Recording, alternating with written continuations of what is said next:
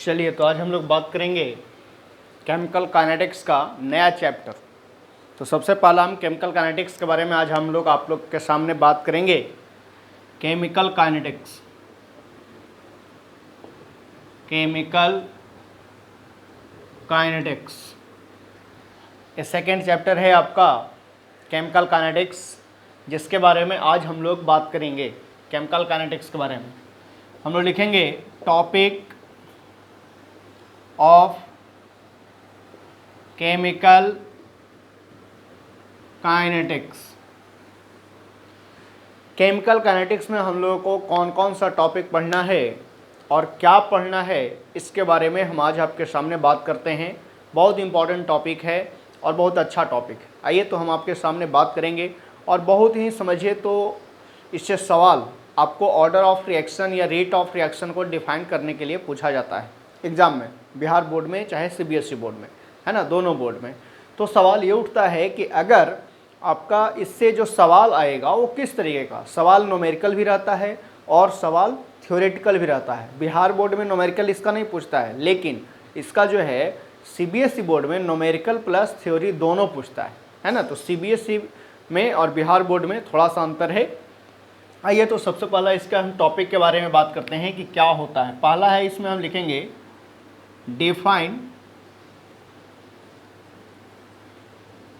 Define chemical kinetics. दूसरा है rate of reaction या वेलोसिटी ऑफ रिएक्शन, जिसको हम स्मॉल आर से डिनोट करते हैं। और तीसरा है एवरेज रेट ऑफ रिएक्शन। और चौथा है हमारा इंस्टेंट रेट ऑफ रिएक्शन। और पांचवा है मेरा ऑर्डर ऑफ रिएक्शन। और 6 नंबर है कैटालिस्ट। यानी इतने टॉपिक इस चैप्टर में आपको क्या करना है, पढ़ना है।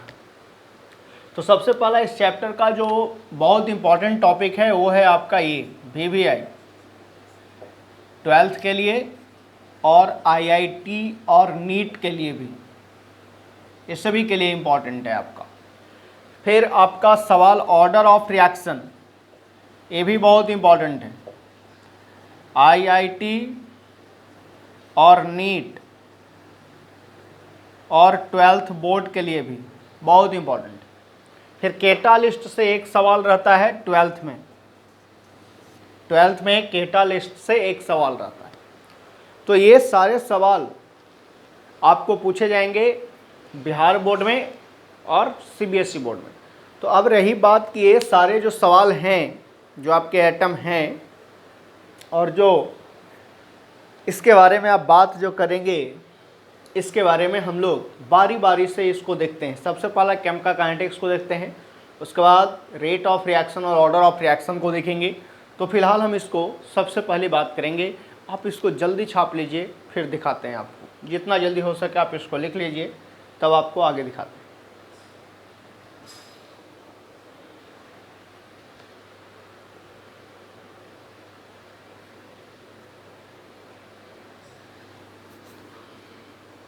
तो पहला हम स्टार्ट करेंगे आपके सामने केमिकल काइनेटिक्स, कि केमिकल काइनेटिक्स क्या होता है, इसके बारे में हम लोग बात करेंगे।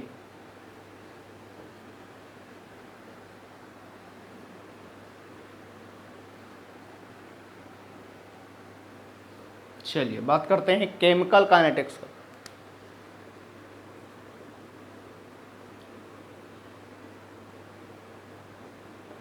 केमिकल काइनेटिक्स को डिफाइन कीजिए।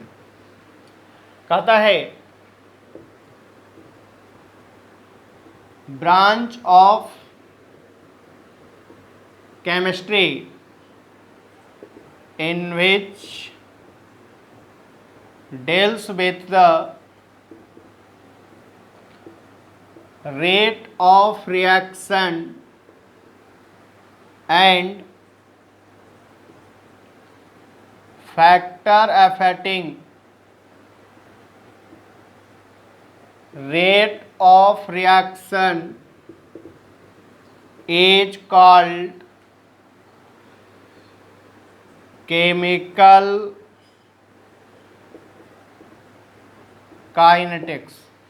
कहता है branch of chemistry in which deals with the rate of reaction and factor affecting rate of reaction. Factor affecting का मतलब कि जितना उसमें जो स्टोइचोमेट्रिक कोएफिशिएंट होगा उससे डिवाइड करने के बाद जो रेट ऑफ रिएक्शन आएगा उस रेट ऑफ रिएक्शन को हम लोग क्या कहेंगे, केमिकल काइनेटिक्स कहेंगे. जैसे मान लीजिए कि A प्लस B और प्रोडक्ट आपका मिला AB, तो इस रिएक्शन का हमें रेट निकालना है. तो इस रिएक्शन का रेट यानी जितना रिएक्टेंट का कंसंट्रेशन होगा उसको हम टाइम के साथ क्या करेंगे, डिफरेंशिएट करेंगे. रिएक्टेंट का, और ये क्या है, प्रोडक्ट है. तो जितना रिएक्टेंट प्रोडक्ट का कंसंट्रेशन होगा और उसका जितना स्टोइचोमेट्रिक कोएफिशिएंट होगा उसको हम लोग बोलेंगे factor affecting rate of reaction. तो उसको हम लोग कहेंगे केमिकल काइनेटिक्स.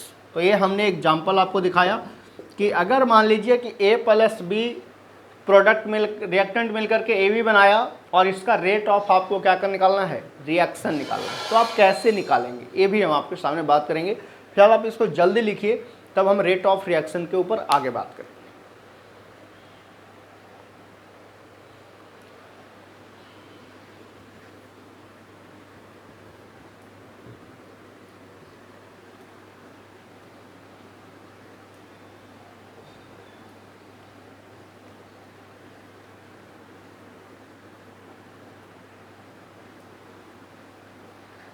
देखिएगा आप लोग, अब हम बात करते हैं रेट ऑफ रिएक्शन यानी second point, rate of reaction और वेलोसिटी ऑफ रिएक्शन, जिसको हम R से डिनोट करते हैं.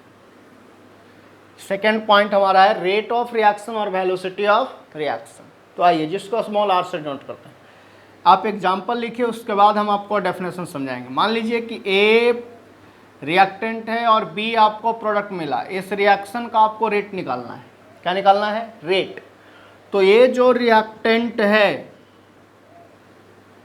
और ये क्या है, प्रोडक्ट है. तो A रिएक्टेंट क्या बनाया, B प्रोडक्ट, जिसका रेट ऑफ रिएक्शन हमें क्या करना है, ज्ञात करना है.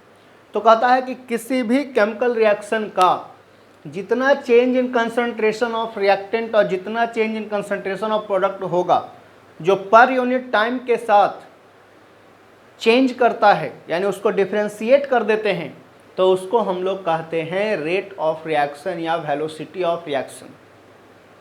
कोई भी रिएक्शन अगर टाइम के ऊपर डिपेंड करेगा, इसका मतलब यह है कि वह इक्विलिब्रियम सिस्टम को फॉलो नहीं करेगा. इक्विलिब्रियम सिस्टम का मतलब ये होता है कि उस रिएक्शन का जो कंडीशन है, जो कंसंट्रेशन है, वो टाइम के साथ चेंज नहीं करता है. बट केमिकल काइनेटिक्स में जो रिएक्शन होगा उसमें रिएक्टेंट और प्रोडक्ट का जो कंसंट्रेशन होगा वह आपका टाइम के साथ चेंज करेगा, क्योंकि टाइम के साथ उसके कंसंट्रेशन को हम क्या करेंगे, डिफरेंशिएट करेंगे, है ना. तो सवाल ये उठता है कि अगर किसी भी कंसंट्रेशन ऑफ रिएक्टेंट और प्रोडक्ट का कंसंट्रेशन टाइम के ऊपर डिपेंड करेगा तो वह केमिकल रिएक्शन कभी भी इक्विलिब्रियम सिस्टम का रिएक्शन नहीं होगा, इक्विलिब्रियम रिएक्शन नहीं होगा. इक्विलिब्रियम रिएक्शन कहता है कि जिसका प्रॉपर्टीज या जिसका कंसंट्रेशन टाइम के साथ कभी भी चेंज नहीं करता है, तब वह रिएक्शन इक्विलिब्रियम सिस्टम कहलाता है, इक्विलिब्रियम रिएक्शन कहलाता है. सवाल ये उठता है कि अगर ये से B बना, इसका मतलब है कि इस रिएक्टेंट का कंसंट्रेशन टाइम के साथ क्या कर रहा है, चेंज कर रहा है. तो जब टाइम के साथ चेंज करेगा इसका मतलब है कि उसका कंसंट्रेशन यानी रेट ऑफ रिएक्शन, उसका रेट ऑफ रिएक्शन जो होगा वह आपका टाइम के ऊपर क्या कर जाएगा, डिपेंड कर गया. इसके कारण उसका कंसंट्रेशन हमेशा चेंज करेगा, तो वह रिएक्शन कभी भी इक्विलिब्रियम सिस्टम नहीं होगा. तो इसका रेट ऑफ रिएक्शन निकालने के लिए क्या लिखेंगे हम लोग, R = dC/dt. यानी dC by dt where C equal to molar concentration और T equal to time. T क्या है मेरा? टाइम है। और R क्या है? रेट ऑफ रिएक्शन, या आप बोल सकते हैं वेलोसिटी ऑफ क्या? रिएक्शन। रेट ऑफ रिएक्शन या वेलोसिटी ऑफ रिएक्शन। क्लियर है आप यहाँ तक? आगे बढ़िए। अब इस रिएक्शन का हमें रेट निकालना है, तो आगे हम बताएंगे आपको। तो सबसे पहला हम लिखेंगे क्या? Change in concentration of reactant और product per unit time is called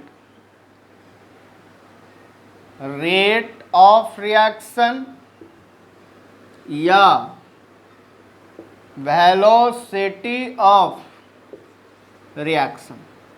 मतलब जितना कंसंट्रेशन ऑफ रिएक्टेंट और प्रोडक्ट होगा वह टाइम के साथ अगर चेंज कर जाएगा तो वह कहलाएगा क्या? रेट ऑफ रिएक्शन या वेलोसिटी ऑफ रिएक्शन। और ये रिएक्शन कभी भी आपका इक्विलिब्रियम कंसंट्रेशन नहीं कहलाएगा, इक्विलिब्रियम सिस्टम नहीं कहलाएगा। अब देखिए, इसी को अगर आपको इच्छा करे तो dx बाई dt लिख सकते हैं आप। पूछे सर x क्या है? x भी वही है, x equal to concentration. x क्या है आपका? कंसंट्रेशन है ना? x क्या है? कंसंट्रेशन, जिसको मोलर कंसंट्रेशन आप बोलते हैं।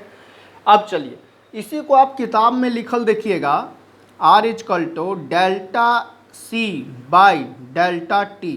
इसलिए कंफ्यूज मत करना। जितना चेंज इन कंसंट्रेशन होगा उसको डिफ्रेंशिएट कर देंगे किसके रिस्पेक्ट में? टाइम के रिस्पेक्ट में। तो डेल्टा से, किताब में आपको डेल्टा से लिख के देता है, इसलिए कभी भी कंफ्यूज नहीं होना है। हम यहाँ D से लिख कर दिए हैं, dC बाई dt, यानी उसको डिफ्रेंशिएट कर दिए। अगर हमें रेट ऑफ रिएक्शन इसका निकालना है तो वेरी सिंपल, देखिए कैसे निकालेंगे। Rate of reaction equal to, तो किसी भी केमिकल रिएक्शन का rate of reaction of reactant और प्रोडक्ट दोनों एक दूसरे के बराबर होता है ना? तो R इक्वल टू, इसके ऊपर तोड़िए तो D concentration of A equal two divided by dt। Clear है? टाइम के रिस्पेक्ट में इसको हम क्या कर रहे हैं? कंसंट्रेशन A को डिफ्रेंशिएट कर रहे हैं। Is equal to concentration of dB by dt। अब सवाल ये उठता है कि रिएक्टेंट का कंसंट्रेशन हमेशा घटता है, यानी डिसअपीयरेंस रिएक्टेंट कहलाएगा, और प्रोडक्ट का हमेशा बढ़ता है, इसलिए वह प्रोडक्ट हमेशा अपीयरेंस कहलाएगा। तो किसी भी केमिकल रिएक्शन का रेट ऑफ रिएक्शन रिएक्टेंट का हमेशा नेगेटिव होगा, और किसी भी केमिकल रिएक्शन का रेट ऑफ रिएक्शन प्रोडक्ट का हमेशा पॉजिटिव होगा। तो रिएक्टेंट में हमेशा घटता है इसलिए माइनस, प्रोडक्ट में हमेशा बढ़ता है इसलिए प्लस। तो आप लिख सकते हैं कि अगर हमें इसका रेट ऑफ रिएक्शन निकालना है तो dC बाई dt वाले फॉर्मूला पर हम लोग क्या करेंगे? डिफ्रेंशिएट करेंगे, है ना? क्योंकि इसको टाइम के साथ इसका कंसंट्रेशन चेंज कर रहा है। तो आप क्या लिखेंगे? कंसंट्रेशन ऑफ A, तो D concentration of A by dt equal to B concentration of B by dt। अब सवाल उठा कि प्लस और माइनस क्यों होगा? तो रिएक्टेंट हमेशा डिसअपीयरेंस को शो करता है, यानी घटता है, तो घटेगा तो माइनस, यानी उसका रेट ऑफ रिएक्शन माइनस आएगा रिएक्टेंट का। और प्रोडक्ट का हमेशा dB बाई dt, यानी प्रोडक्ट हमेशा पॉजिटिव होगा, क्योंकि प्रोडक्ट बढ़ता है, यानी प्रोडक्ट में फॉर्मेशन रेट ऑफ रिएक्शन निकलेगा। तो कोई भी हम लोग से पूछेगा कि A और B का रेट ऑफ रिएक्शन हम लोग कैसे निकाल लिए? A निकाल लिए, यही है मेरा रेट ऑफ रिएक्शन। आप इसको जल्दी लिख लीजिए, फिर बात करते हैं आगे।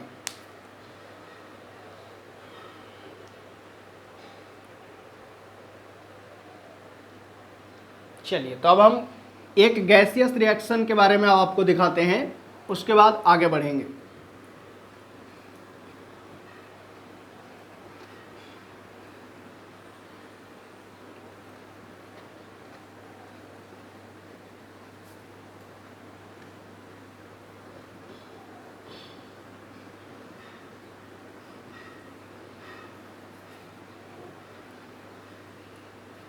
चलिए, तो बात करते हैं। सबसे पहला क्या? For gaseous reaction, gaseous reaction के बारे में देखिए तो क्या कहता है change in pressure of reactant और product per unit time is called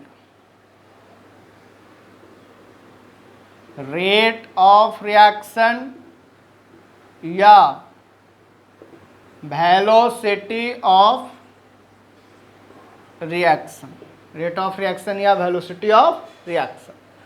example आप देख सकते हैं, जैसे ए गैसियस रिएक्शन है, बी प्रोडक्ट बना, इसका भी आप रेट ऑफ रिएक्शन निकाल सकते हैं।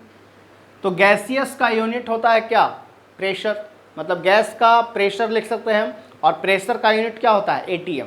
क्लियर है। एक चीज़ हम छोड़ के आए हैं, आप लोग थोड़ा सा इससे पहले लिख लीजिएगा, इससे पहले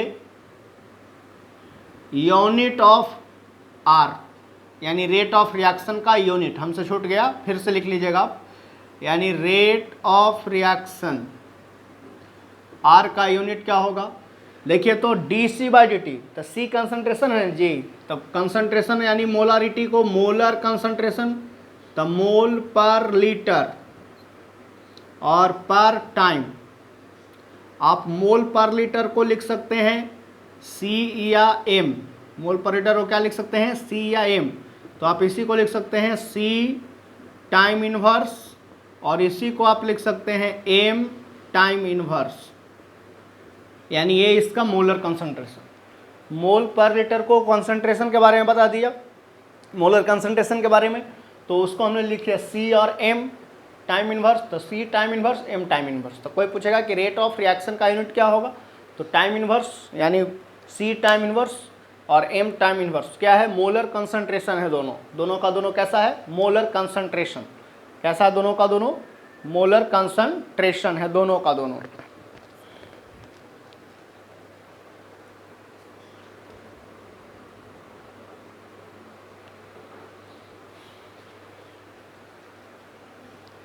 दोनों का दोनों कैसा है, मोलर कंसंट्रेशन। तो आइए बात करते हैं अब इसके बारे में।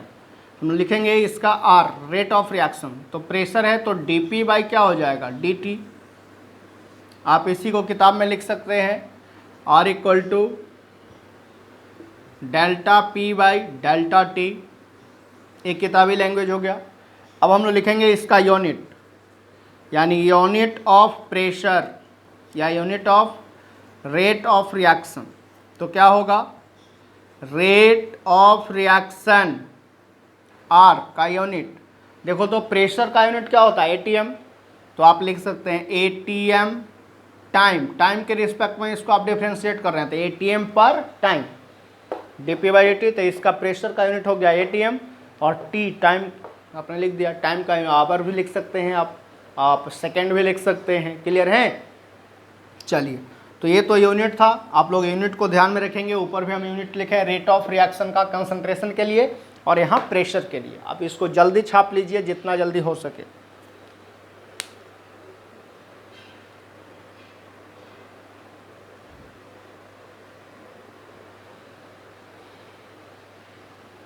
चलिए आगे बढ़ते हैं हम लोग।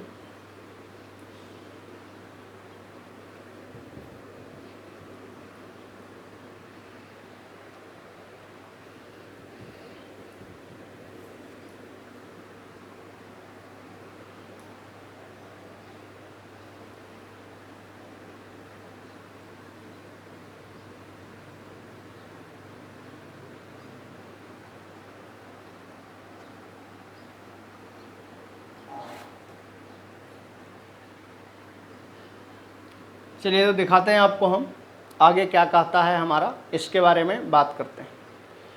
आगे है, अब हम रिएक्शन का एक रेट ऑफ रिएक्शन आपको निकालने के लिए सिखाते हैं। देखिएगा बहुत अच्छा रिएक्शन है, उसका रेट ऑफ रिएक्शन हम लोग कैसे निकालेंगे, कंसिडर कैसे करेंगे। ठीक है, तो आगे आइए दिखाते हैं आपको।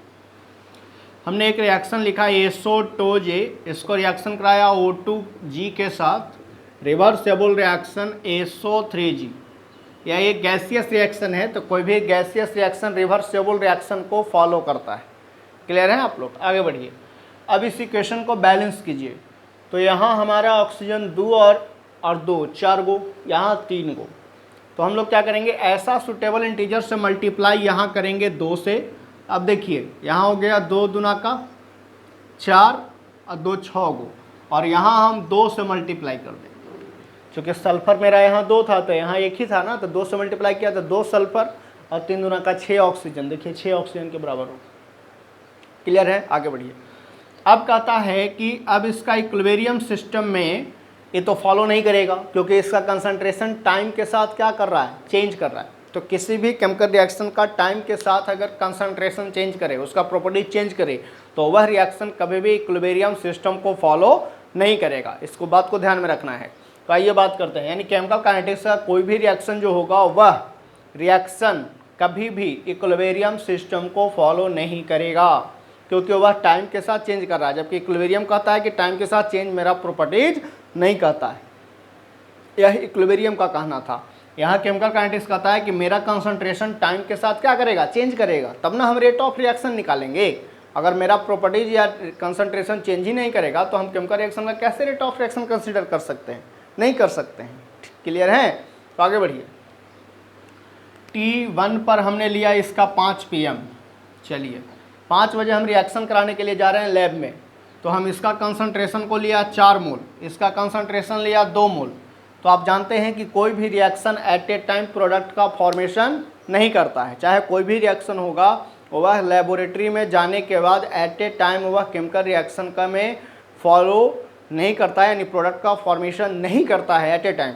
तो कोई भी रिएक्शन, जैसे 5 बजे हमने लिया 4 मोल SO2 और 2 मोल O2, इसका SO3 प्रोडक्ट हमें मिला 0। प्रोडक्ट क्या मिला हमें? 0। यानी 5 बजे हमें प्रोडक्ट नहीं मिला, at a time chemical reaction का प्रोडक्ट नहीं बना। तो हमने क्या किया, T2 = 6 PM। अब आपके दिमाग में सवाल चल रहा होगा, सर यहाँ जो आप 6 PM लिए हैं, क्या हम यहाँ 6 AM नहीं ले सकते हैं? ले सकते हैं आप। जैसे ही 6 AM लीजिएगा आप, तो आपका रिएक्शन का रेट जो होगा वो बहुत ही स्लो हो जाएगा। फिर से सुनिए मेरी बात को। आपके दिमाग में एक सवाल चला कि सर जो आपने 5 PM और 6 PM लिए हैं, 1 घंटे के अंतराल पर लिए हैं, क्या हम यहाँ 6 बजे सुबह नहीं ले सकते हैं AM? है ना? तो अगर आप ले लिए हैं, है ना, तो आप देखिएगा कि रिएक्शन का रेट हमेशा स्लो होगा। आप 5 बजे रिएक्शन कराने के लिए लैब में गए, है ना, कुछ मोल को ले करके, और रिएक्शन आपको सुबह 6 बजे मिल रहा है, तो रिएक्शन का रेट बहुत ही स्लो हुआ कि नहीं हुआ? यानी इतना स्लो हो गया रेट ऑफ रिएक्शन कि आपका वो रिएक्शन जो कंप्लीट भी हुआ होगा वो आपके लिए रिएक्शन यूजफुल नहीं होगा, वह प्रोडक्ट यूजफुल नहीं होगा। क्यों? क्योंकि लॉन्ग टाइम के लिए जो रिएक्शन होता है वह रिएक्शन हमारे डेली लाइफ में कभी भी यूज नहीं आता है। क्लियर है आप लोग? चलिए, तो हम जब भी लेंगे तो 1 घंटे के अंतराल, 2 घंटे के अंतराल, बस 4-5 घंटे के अंतराल हो जाएगा, फिर भी वह रिएक्शन का रेट स्लो हो जाएगा। तो आप चाहिएगा कि जितना जल्दी रिएक्शन का रेट फास्ट हो जाए। कोई भी रिएक्शन जितना जल्दी रेट ऑफ रिएक्शन को फास्ट करेगा उतना ही उस रिएक्शन का एक्टिवेशन एनर्जी छोटा होगा। आगे हम बात करेंगे, है ना। एक्टिवेशन एनर्जी का बात करने का मतलब क्या, कि रिएक्शन का रेट ज़्यादा होगा, यानी प्रोडक्ट हमें जल्दी मिलेगा। तो प्रोडक्ट जल्दी मिलेगा तो हमको वो रिएक्शन यूजफुल ज़्यादा होगा। क्लियर हो रहा है बात? आगे बढ़िए। तो हम जब भी लेंगे तो रिएक्शन PM में ही लेंगे, AM में रिएक्शन नहीं लेंगे। अगर दोनों AM में लेना है तो दोनों AM में ही लेंगे, PM में नहीं लेंगे। क्लियर हो रही बात? चलिए आगे बढ़िए।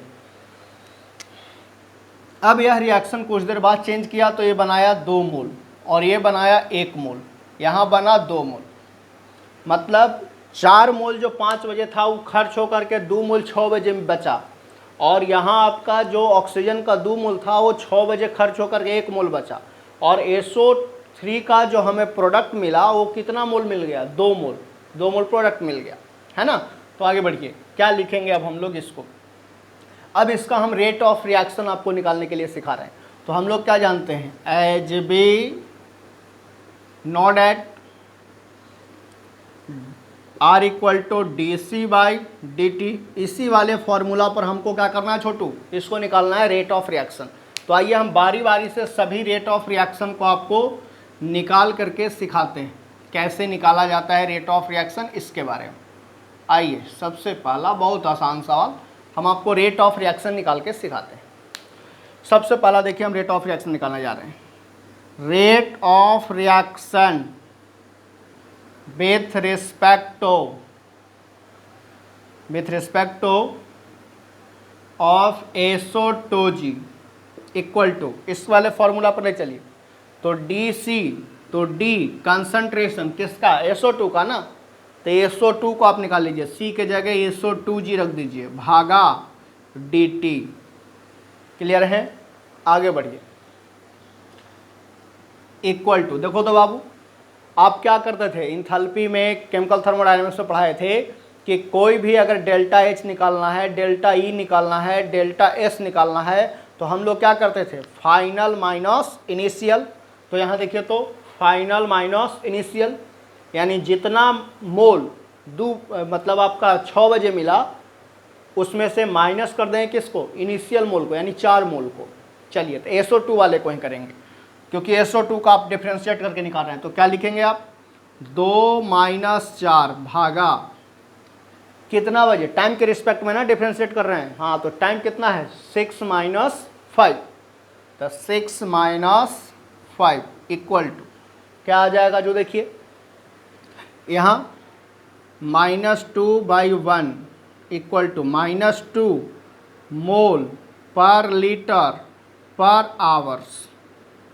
अब पूछिए सर यहाँ आवर्स लिख दिया टाइम की जगह, चूँकि यूनिट यहाँ देखिए PM में है, दोनों 1 घंटे के अंतराल पर है, आवर्स का बात होगा। अगर आप टाइम भी लिखेगा तो कोई हर्ज नहीं होगा, लेकिन उसका यूनिट हमने लिख दिया आवर्स, 1 घंटे की बात हो रही है इसलिए आवर्स। अगर सेकंड की बात होती तो सेकंड लिखते। मान लीजिए कि अगर हम यहाँ पे लिखते 10 सेकंड में मेरा रिएक्शन कंप्लीट हो गया, यहाँ आप लिए 5 सेकंड, यहाँ लिखिए 10 सेकंड, तो 10 सेकंड में रिएक्शन कंप्लीट हो गया। इसका मतलब क्या कि वहाँ आप पर सेकंड लिख देते, ठीक है ना। तो ध्यान रखना है PM में हो रहा है इसलिए आवर्स लिख दिया, कोई दिक्कत। तो कितना हो गया -2 मोल, यानी कोई भी हमसे पूछेगा कि SO2 का रेट ऑफ रिएक्शन हम लोग क्या निकाले, -2 मोल पर लीटर पर आवर्स। अब चलिए फिर आगे देखिए, rate of reaction with respect of O2, oxygen का निकाल लीजिए जी, तो DO2 का कंसंट्रेशन बाय क्या, DT इक्वल टू, देखिए तो कंसंट्रेशन को घटाइए, 1 - 2 टाइम से भागा कीजिए, इक्वल टू -1/1 इक्वल टू -1 मोल पर लीटर पर आवर्स। मिल गया। चलिए आगे बढ़िए, अब इसका प्रोडक्ट का निकालिए, रेट ऑफ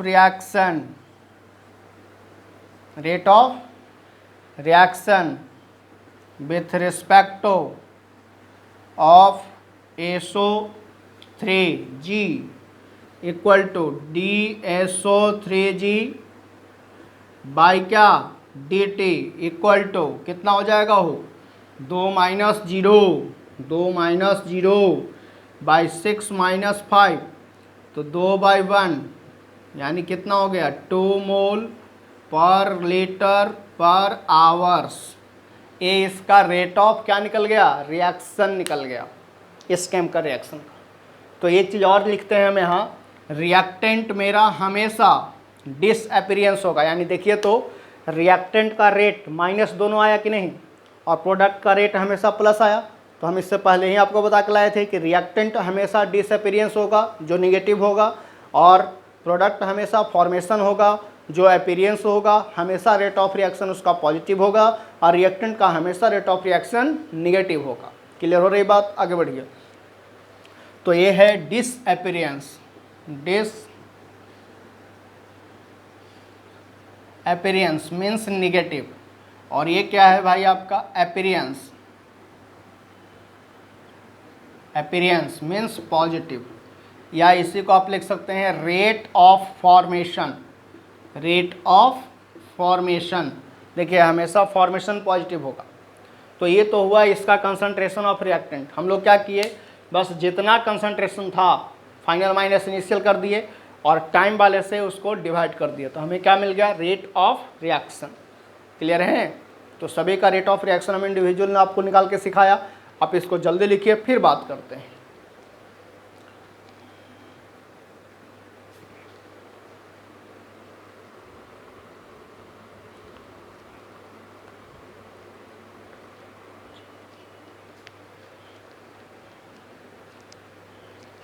चलिए तो बात करते हैं आगे, मिटाते हैं इसको हम। अब हम क्या कर रहे हैं ना कि जितना स्टोइचियोमेट्रिक कोएफिशिएंट है केमिकल बैलेंस केमिकल इक्वेशन का, आप लोग जानते हैं ये सब बात, कि जितना स्टोइचियोमेट्रिक कोएफिशिएंट होता है बैलेंस केमिकल इक्वेशन का, उससे हम डिवाइड कर देंगे, उसमें उसका जितना कंसंट्रेशन होगा उसमें ले जाकर। फिर से मेरी बात को सुनिए, किसी भी बैलेंस केमिकल इक्वेशन का, जिसको हम लोग बोलते हैं स्टोइचियोमेट्रिक कोएफिशिएंट, उससे डिवाइड कर देंगे उसके कंसंट्रेशन में और टाइम वाले के साथ मल्टीप्लाई कर देंगे, तब हम लोग देखेंगे कि उस केमिकल रिएक्शन का रेट ऑफ रिएक्शन क्या होगा। चलिए तो अब हम लिख रहे हैं क्या, हमने कहा कि अब ही जितना हम लोग कोएफिशिएंट देखें और उस कोएफिशिएंट से उसके कंसंट्रेशन में डिवाइड करेंगे, तब हमारा रेट ऑफ रिएक्शन क्या होता है, इसके बारे में हम बात करते हैं। यानी अब सुनिए, जितना स्टोइचियोमेट्रिक कोएफिशिएंट है उसके स्टोइचियोमेट्रिक कोएफिशिएंट से उसके कंसंट्रेशन में डिवाइड करने के बाद आप देखिएगा कि जिसका रेट ऑफ रिएक्शन बढ़ा हुआ था उसका रेट ऑफ रिएक्शन घट जाएगा, और जिसका रेट ऑफ रिएक्शन घटा हुआ था उसका रेट ऑफ रिएक्शन बढ़ जाएगा। फिर से सुनिए मेरी बात को, हमने कहा कि किसी भी केमिकल रिएक्शन का जितना स्टोइचियोमेट्रिक कोएफिशिएंट होगा उसके स्टोइचियोमेट्रिक कोएफिशिएंट से उसके कंसंट्रेशन में डिवाइड करने के बाद रेट ऑफ रिएक्शन में चेंजिंग आएगा। जो रेट ऑफ रिएक्शन बढ़ा हुआ था वह रेट ऑफ रिएक्शन घट जाएगा, और जो रेट ऑफ रिएक्शन बढ़ा हुआ था वह घटेगा, और जो घटा हुआ था वो बढ़ेगा। याद रखना। चलो अब दिखाते हैं, हम नोट में पॉइंट लिखते हैं। नोट में कहता है चेंज इन कंसंट्रेशन पर unit time divided by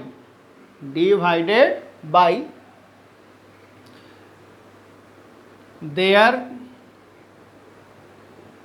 combining given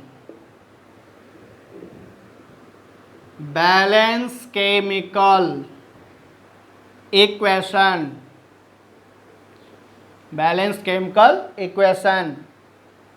then the rate of reaction is, तब रेट ऑफ रिएक्शन है, ये हम लोगों को पता करना है। तो आइए फिर से हम सवाल वही लिखते हैं, SO2J plus OTOG reversible reaction TOSO3G, equation को 2 से यहाँ बैलेंस कीजिए। कंसंट्रेशन सब दिया हुआ है, T1 पर 5 pm पर आपका कंसंट्रेशन 4 मोल, यहाँ कितना मोल, 2 मोल। रिएक्शन में product formation at a time नहीं होता है। T2 पर यानी 6 pm, 1 घंटे बाद रिएक्शन आपको कंप्लीट हुआ, 2 मोल मिला, यहाँ 1 मोल और यहाँ 2 मोल मिला। अब आइए सवाल बनाते हैं हम, सभी को रेट ऑफ रिएक्शन निकालिए। तो हमने आपको बोला था अब जितना स्टोइचियोमेट्रिक कोएफिशिएंट होगा उसके स्टोइचियोमेट्रिक कोएफिशिएंट से उसके कंसंट्रेशन में क्या करेंगे, हम पर यूनिट कंसंट्रेशन में डिवाइड कर देंगे। तो आइए दिखाते हैं आपको। सबसे पहला निकालेंगे rate of reaction with respect of SO2G equal to DSO2G भागा DT।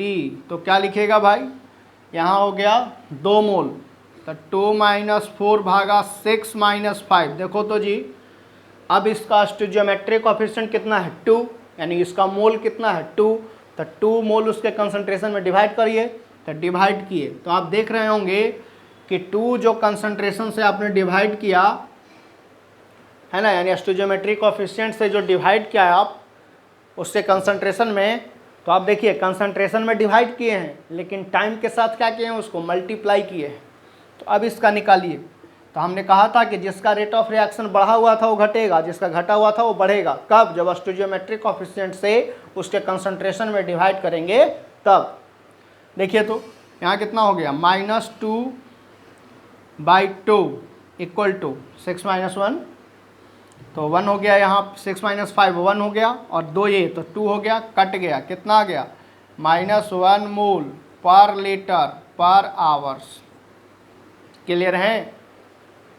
देखिए तो इससे पहले इसका 2 था, इसका पहले वाले में आप देख लीजिए।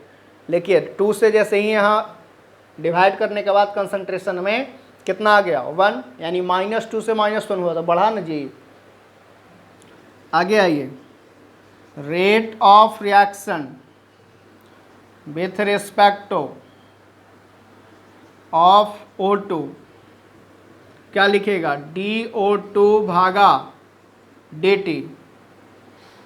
गैसियस स्टेट है, तो यहाँ हो गया 1 - 2/6 - 5। अब पूछिए कि सर यहाँ तो 1 है सर, तो 1 लिखने से तो बात बराबर आएगी ना, 1 आ जाएगा। तो यहाँ हो जाएगा -1/1 यानी -1 मोल पर लीटर पर आवर्स। आपने देखा कि जिसका स्टोइचियोमेट्रिक कोएफिशिएंट 1 था उसके रेट ऑफ रिएक्शन में कोई चेंजिंग नहीं हुआ, और जिसका स्टोइचियोमेट्रिक कोएफिशिएंट 2 था उसके रेट ऑफ रिएक्शन में इंक्रीजमेंट आ गया, है ना। तो ये ध्यान रखना है कि जितना स्टोइचियोमेट्रिक कोएफिशिएंट से उसके कंसंट्रेशन में डिवाइड करेंगे तब वह क्या कहलाएगा, आपका रेट ऑफ रिएक्शन, यानी इंक्रीज कर जाएगा। क्लियर है? आगे बढ़िए। तो अब हम लोग निकालते हैं, यहाँ 2 था, अगर यहाँ 4 रहता, 5 रहता, तो सब रेट ऑफ रिएक्शन उसके ऊपर डिपेंड करता है, ध्यान रखना है। Rate of reaction with respect of SO3G equal to DSO3G/dt equal to कितना है वो, 2 - 0, तो 2 × 6 - 5 इक्वल टू 2/2 इक्वल टू 1 मोल पर लीटर पर आवर्स। देखो तो तुम, रिएक्टेंट हमेशा पॉजिटिव हुआ, घटने का मतलब कि वो निगेटिव में चला जाएगा क्या, नहीं, वो पॉजिटिव ही रहेगा लेकिन घटेगा। क्लियर है? कब? जब उसके स्टोइचियोमेट्रिक कोएफिशिएंट से डिवाइड करेंगे तब रिएक्टेंट हमेशा निगेटिव होगा, प्रोडक्ट हमेशा पॉजिटिव होगा, यानी अपीयरेंस देखिए हमेशा पॉजिटिव होगा। ये कभी भी प्रोडक्ट का रेट ऑफ रिएक्शन माइनस नहीं हो सकता है, रिएक्टेंट का हमेशा माइनस होगा, रिएक्टेंट कभी पॉजिटिव रेट नहीं दे सकता है। क्लियर है आप? यहाँ तक हमने लिखा कि देखिए जिसका रेट घट रहा था उसका बढ़ गया, और जिसका बढ़ रहा था उसका रेट घट गया, साइन वही रहेगा, कोई चेंजिंग नहीं होगा, बस मैग्नीट्यूड में थोड़ा बहुत अंतर होगा नंबरिंग में। क्लियर है आप? यहाँ तक आपने देखा, अब इसको आप छाप लीजिए। नेक्स्ट क्लास इसके आगे हम बात करेंगे आपके सामने, और आगे दिखाएंगे इसका रेट ऑफ रिएक्शन कुछ और। ठीक है? तो ये 12th में सवाल आते हैं, 12th में कैसे ऑब्जेक्टिव में आपसे सवाल पूछेगा वो भी हम आपको अगले क्लास सिखाएंगे अच्छे से। हमने बताया, आज जो पढ़ाया आपको समझ में आया होगा। चलिए नेक्स्ट क्लास मिलते हैं।